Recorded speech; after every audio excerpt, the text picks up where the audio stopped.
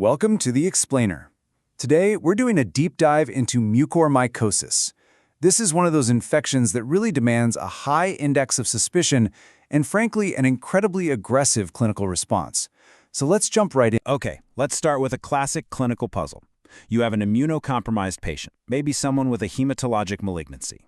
They're presenting with this rapidly progressing, necrotizing infection, say in their sinuses.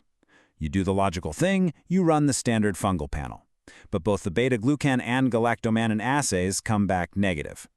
So do you rule out a fungal cause? No, absolutely not. In fact, this is the exact counterintuitive picture that should vault mucormycosis to the very top of your differential. And that really sets the stage because this disease, it's a formidable challenge, and we're seeing it more and more in our most vulnerable patient populations. So what exactly is mucormycosis? Well, it's a severe angioinvasive fungal infection. And that word, angioinvasive, that is the absolute key to understanding its pathology. This fungus doesn't just sit there. It actively invades blood vessels. This leads to thrombosis, it leads to infarction, and that's what drives the rapid, devastating tissue death that we see at the bedside. You know, the highest risk is found among the profoundly immunosuppressed. We're talking about patients with hematological cancers or those with conditions of iron overload. Now, the classic textbook presentation is rhinocerebral, invading the sinuses, then the orbit, then the brain. But we also see incredibly severe pulmonary and cutaneous disease.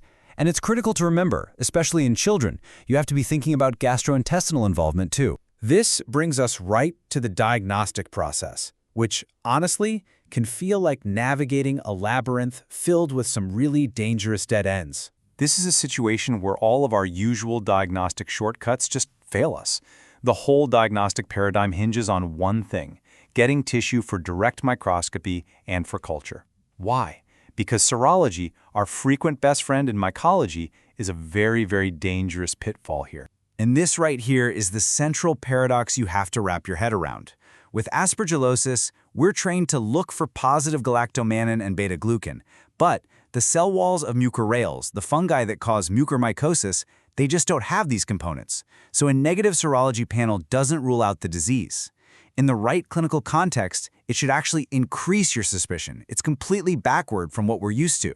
Now, when we look at radiology, there is one suggestive clue we might see, but it's only present in about 19% of pulmonary cases. And that clue is the reversed halo sign on a CT scan.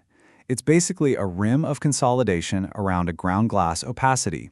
Now, it's really helpful when you see it, for sure, but it's low frequency, and the fact that it's not specific means you just cannot hang your hat on it for a diagnosis. So, if our blood tests are misleading and our scans are kinda hit or miss, how in the world do we actually identify our fungal culprit for good? The definitive answer lies in the histopathology.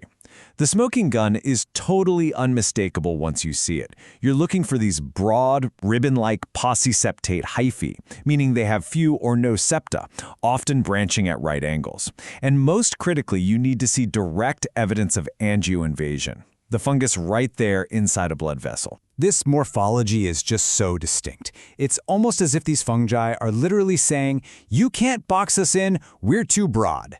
Which is a pretty fitting metaphor for a pathogen that really defies all our easy categories and treatment algorithms. This unique look is characteristic of the order Mucorales. Now, Rhizopus species are the ones we see most often. They're the most common cause of human disease. But it's still crucial to identify the specific genus because the intrinsic antifungal resistance patterns can vary quite a bit between them. Okay, so once the diagnosis is even suspected, let alone confirmed, treatment has to be an immediate and aggressive therapeutic offensive.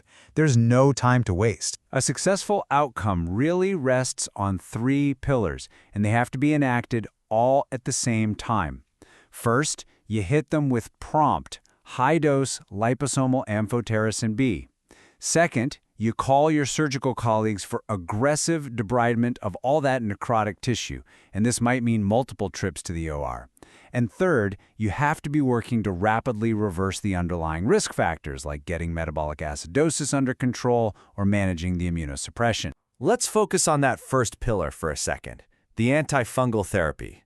There is one critical number that you need to anchor your dosing to, And that number is 5 milligrams per kilogram per day. That's considered the minimum recommended dose for first-line liposomal amphotericin B. Trust me, when you're up against this pathogen, subtherapeutic dosing is a fatal error. So what about the azoles? Isavuconazole is approved as a first-line option, and the data shows it has around a 45% response rate. Posaconazole, on the other hand, seems to have a higher efficacy, closer to 60%, but you have to understand that this data comes mainly from its use as a salvage therapy, so in patients who either can't tolerate amphotericin B or are failing. All right, so even with this full-court press, this multimodal attack, we have to confront the sobering reality of this disease, its prognosis, and its grave complications. And there's no way to sugarcoat this. The unvarnished truth is that even with optimal therapy, high-dose drugs, aggressive surgery, risk factor control, everything done right, the overall prognosis for invasive mucormycosis, it still remains poor. The reasons for this are really rooted in its core biology. That relentless angioinvasion causes so much tissue death that it just drives this persistently high mortality rate. Our evidence base is unfortunately limited by a lack of large randomized comparative trials. And the very fact that surgery isn't just helpful but absolutely critical really underscores how severe this infection is. So, let's pull all this together for a final clinical brief. To recap, mucormycosis is a true clinical emergency. It requires you to get tissue for diagnosis, and it requires a three-pronged attack for treatment. But, given that mortality is still unacceptably high, we are forced to ask a really critical question. What novel strategies, maybe non-antifungal ones that target the host response or the fungus's virulence factors, could finally turn the tide against this devastating angioinvasive pathogen? That, right there, is the challenge that lies ahead for all of us.